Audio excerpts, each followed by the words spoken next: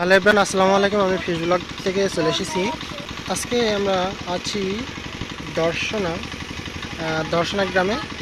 এক বিশাল বড় বড় পুকুরে পানি মেশিন দিয়ে ওঠানো হচ্ছে।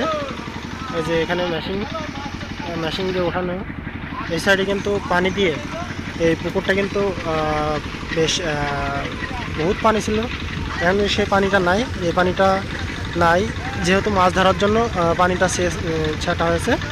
আর এই যে ছোট বড় মানুষ সবাই কিন্তু মাছ ধরছে, দেখতে পাচ্ছেন। এখানে কিন্তু খুব পরিশ্রম করছে, কাদা কেটে কেটে এই যে পানিটা তুলছে নালা করে। আর এদিকে কিন্তু অপোজিটিভ সাইডে ছোটরা কিন্তু শৈশবকালের জীবন কিন্তু আসলে সুন্দর।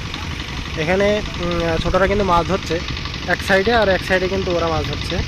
এই সাইডে কিন্তু টোটালে মানে বলতে গেলে ফ্রি দেওয়া হয়েছে।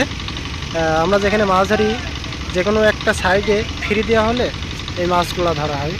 এখানে কিন্তু 5 জন দাঁড়িয়ে আছে, 5 জন সদস্য নিয়ে মাছ মোটামুটি ধরতেছে।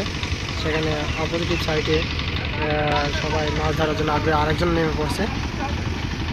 আর মাছ কিন্তু সব এক জায়গায় গড়িয়ে চলে এসেছে। যেখানে পানি বেশ পানি আছে ওইখানে মাছ ধরতে আছে। পানিটা ক্লিয়ার করে দিয়ে মাছ ধরবে।